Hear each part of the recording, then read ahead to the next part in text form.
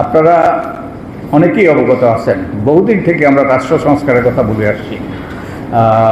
সুজনের সূচনা লগ্ন থেকেই 2022 সাল থেকেই আমরা রাষ্ট্র সংস্কার এবং রাষ্ট্র মেরামত, অনেক রকম ভাষা ব্যবহার করা যায়, রাষ্ট্রকে গণতান্ত্রিক করা,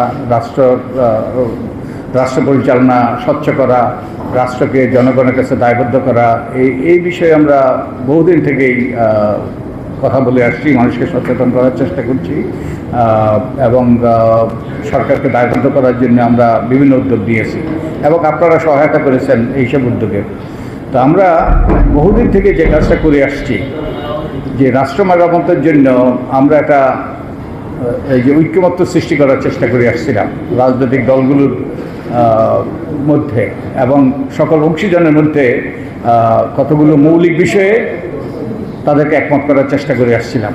তো এই জন্য আমরা 2013 সালে আমরা প্রথম জাতীয় সনদের খসড়া তৈরি করেছিলাম, যে কোন কোন বিষয়ে ঐক্যমত্য হওয়া দরকার, কোন কোন বিষয়ে ঐক্যমত্যের ভিত্তিতে তারা যারাই নির্বাচনের মাধ্যমে ক্ষমতা যাবে তারা বাস্তবায়ন করবে, সেই বিষয়ে আমরা 2013 সাল থেকেই আমরা কাজ করে আসছি। প্রথম খসড়া তৈরি করেছিলাম 2013-তে, তারপরে এটার অনেকগুলো সংস্করণ আমরা তৈরি করেছি সময়ের সাথে সাথে।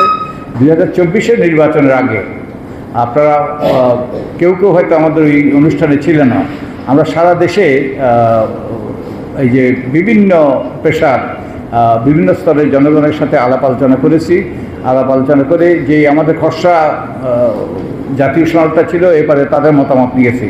তো জনগণের মতামতের ভিত্তিতে আমরা আমাদের জাতীয় সনদের খসড়াটা চূড়ান্ত করেছি 2024-এর তথাকথিত নির্বাচনের আগে।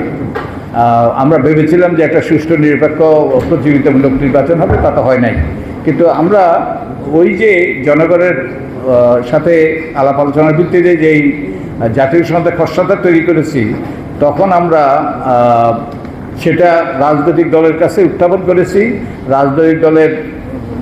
বিভিন্ন রাজনৈতিক দলের প্রধান থেকে শুরু করে প্রায় সব রাজনৈতিক দলের সদস্যরা ছিলেন, তাদের সামনে আমরা উত্থাপন করেছি এবং তাদের কাছে দাবি করেছি, জনগণের এই দাবি, রাষ্ট্র সংস্কারের দাবি যেন তারা আমলে নেয় এবং যারাই ক্ষমতায় যাবে তারা যেন এটা বাস্তবায়ন করে।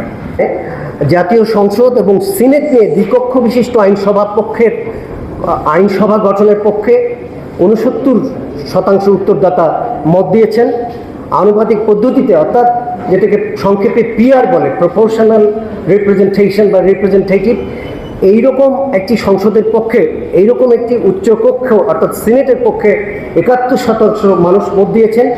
ঘূর্ণায়মান পদ্ধতিতে নিম্নকক্ষে নারীর আসন সংরক্ষণ করার বিষয়ে সুজন অনেকদিন থেকে কথা বলছে এবং প্রস্তাব করেছিল, সেই প্রস্তাবের পক্ষে 63% উত্তরদাতা মত দিয়েছেন। এবং নারীর আসন সংখ্যা 100 করে ঘূর্ণায়মান। হ্যাঁ, আচ্ছা, হ্যাঁ, আমরা যে 300 সরাসরি নির্বাচনের 300 জন আছে, সেই সঙ্গে আমরা 100 জন নারীর আসন সংরক্ষিত করার কথা বলেছি এবং সেই 100 জনের মধ্যে ঘূর্ণায়মান পদ্ধতিতে বিভিন্ন আসনে নির্বাচনের পক্ষে যে মত দিয়েছিলাম, সেখানে 63% মানুষ মত দিয়েছেন। বিরোধী দল থেকে নিম্নকক্ষে একজন ডেপুটি স্পিকার নিয়োগের পক্ষে সর্বোচ্চ 86% মানুষ মত দিয়েছেন। এই সমস্ত বিষয়ে আগেও সুজন কথা বলেছে, আশা করি এগুলো মোটামুটি সাংবাদিকদের বোধগম্য, কিন্তু যদি কোনো বিষয়ে প্রশ্ন থাকে আশা করি আপনারা সেটা নোট করে রাখবেন।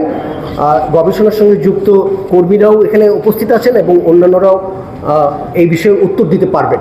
প্রস্তাবিত সুপারিশের সঙ্গে একমত। দেখুন, আমরা প্রস্তাবিত সুপারিশ সম্পর্কে মত চেয়েছিলাম উচ্চকক্ষে নারীদের জন্য 30টি আসন সংরক্ষণের ব্যাপারে, সিনেটে 30টি আসন সংরক্ষণের ব্যাপারে 69% উত্তরদাতা মত দিয়েছেন।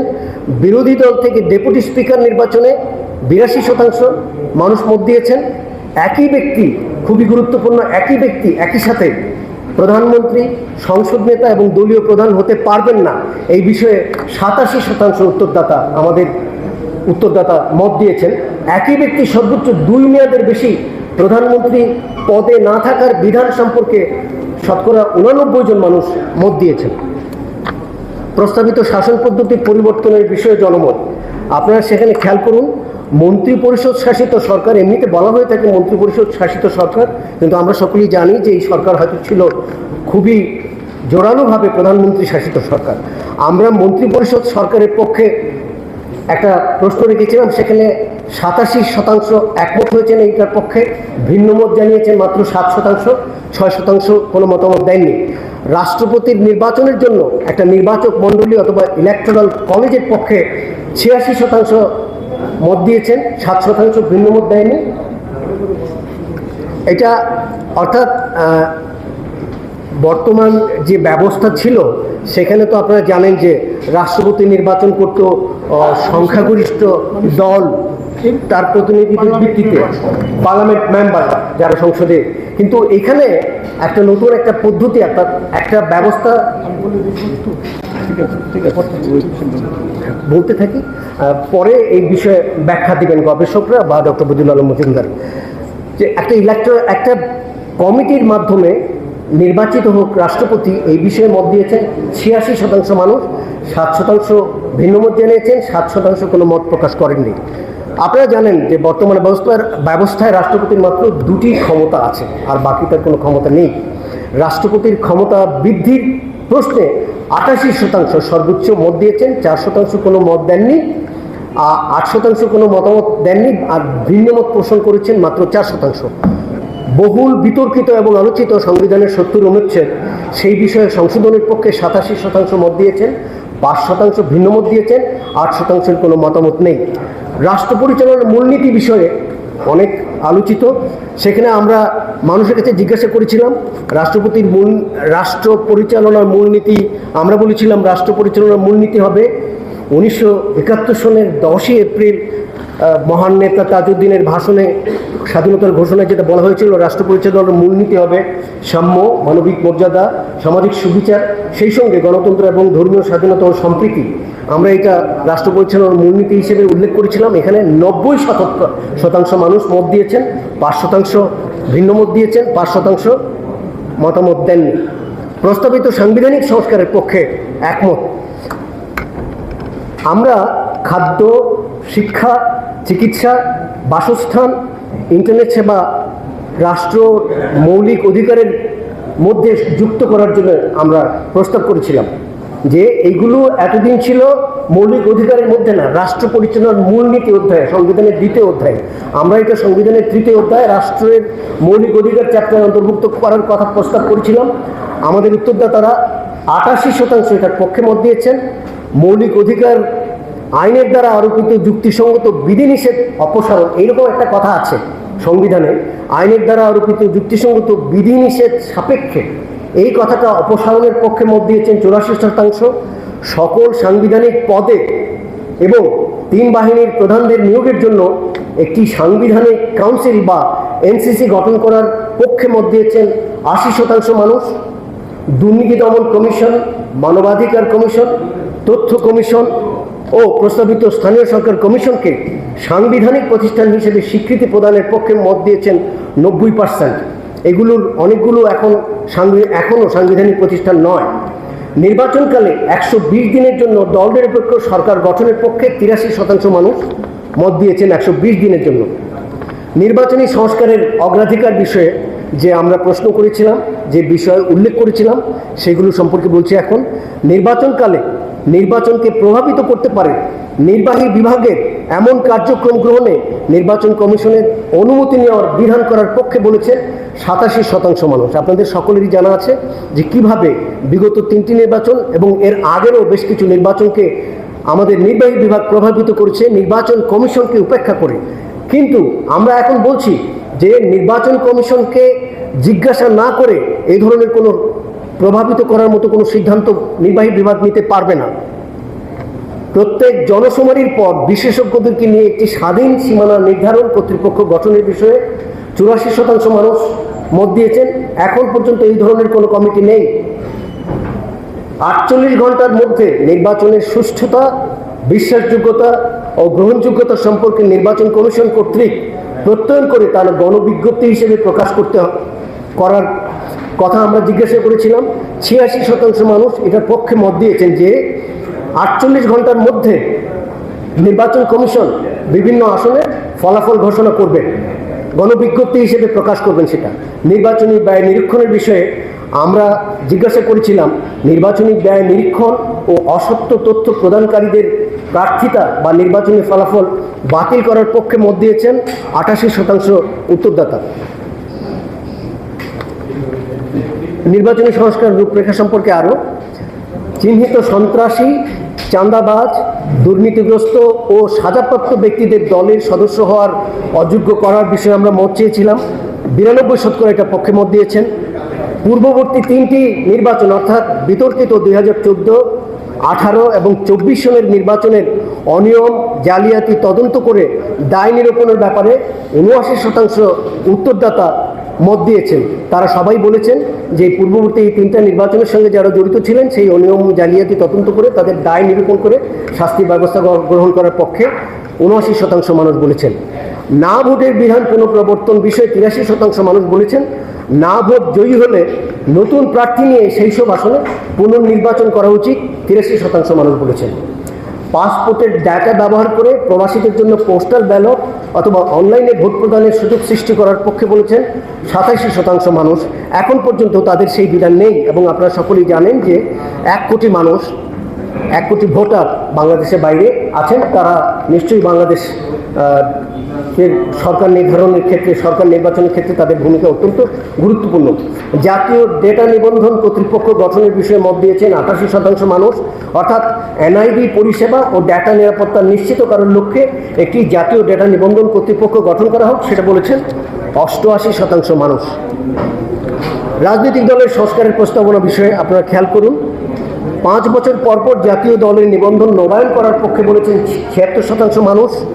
আর্থিক লেনদেন ব্যাংকিং চ্যানেলে করা এবং অডিটের নিরীক্ষা করা হিসাব প্রকাশ করার পক্ষে বলেছেন 91% মানুষ। এখন পর্যন্ত সেগুলো এই ধরনের ব্যবস্থা নেই এবং সেগুলোতে অনেক অস্বচ্ছতা আছে। সদস্যদের মতামতে প্রার্থী মনোনয়নের ব্যাপারে খেয়াল করুন। এখনকার ব্যবস্থা হচ্ছে কেন্দ্রীয়ভাবে, সেটা কেন্দ্রীভূত মনোনয়ন পদ্ধতি। আমরা জিজ্ঞাসা করেছিলাম দলের সদস্যদের গোপন ভোটে 3 সদস্য বিশিষ্ট একটি প্যানেল তৈরি হবে এবং মনোনয়ন বোর্ড কর্তৃক উক্ত প্যানেল থেকে প্রার্থী মনোনীত হবে, অর্থাৎ তৃণমূল থেকে 3 সদস্যের একটি প্যানেল তারা নির্বাচন করে দেবেন। কেন্দ্রীয় একটি মনোনয়ন বোর্ড সেখান থেকে একজনকে বাছাই করে নেবেন। 83% মানুষ আমাদের প্রস্তাবের সঙ্গে একমত পোষণ করেছেন।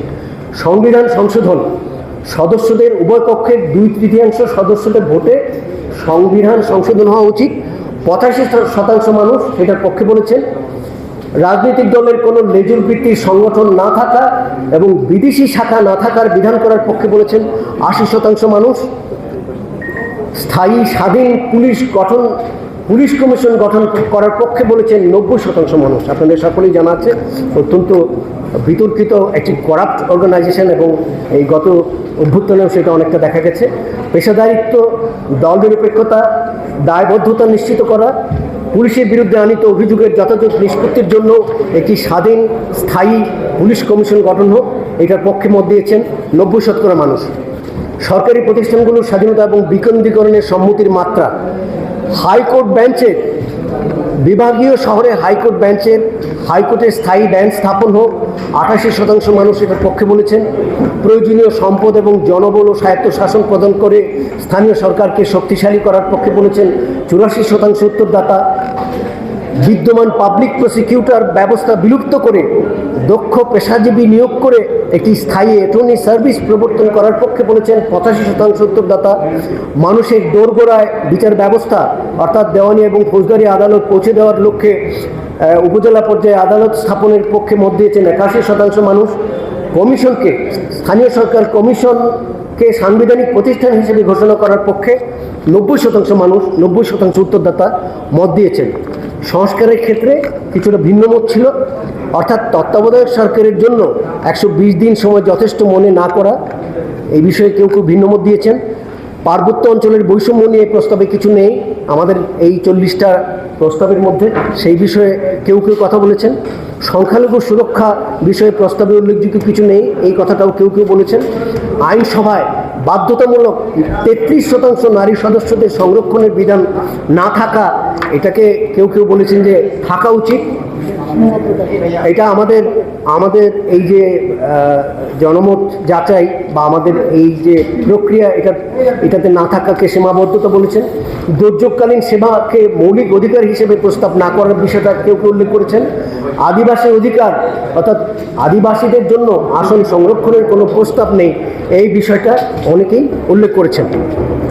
আমার দিক থেকে